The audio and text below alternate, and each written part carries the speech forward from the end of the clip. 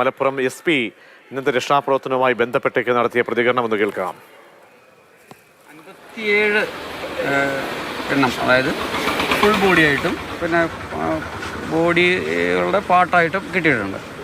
അപ്പോൾ അതിലിപ്പോൾ 3 എണ്ണമാണ് ഐഡൻറ്റിഫൈ എന്ന് പറയുന്നത്. ഒന്നിപ്പോൾ നമ്മൾ വിട്ടു കൊടുത്തിട്ടുണ്ട്. ഒരു ടീം ബോഡി വന്നിട്ടുണ്ട്. ഇപ്പോൾ ഒരു ഐഡൻറ്റിഫൈഡായി പറയുന്നുണ്ട് ഒരു ബോഡി. അപ്പോൾ അതെങ്ങനെ നിൽക്കുന്നു.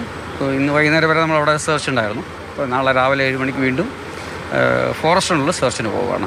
അപ്പോൾ അവിടെ ഇനിയും ബോഡി ഉണ്ടാവും എന്നുള്ളതാണ് പ്രതീക്ഷ.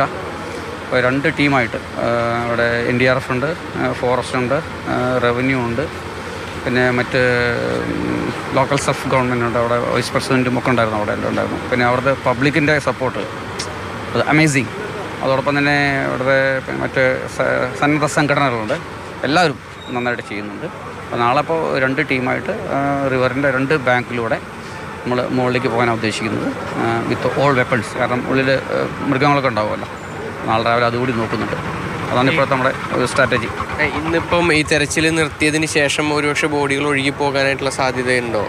നമ്മുടെ പോലീസ് ഉദ്യോഗസ്ഥർക്കെല്ലാം ഇൻഫർമേഷൻ കൊടുത്തിട്ടുണ്ട്. നമ്മളത് റൈറ്റ് ഫ്രം വാഴക്കാട്, മലപ്പുറത്തിന് ലിമിറ്റ് വാഴക്കാട് പോലീസ് സ്റ്റേഷൻ തൊട്ട് തന്നെ രാവിലെ തൊട്ട് തന്നെ പോലീസ് ഉദ്യോഗസ്ഥർ പിന്നെ റിവർ വാച്ച് ചെയ്യുന്നുണ്ടായിരുന്നു.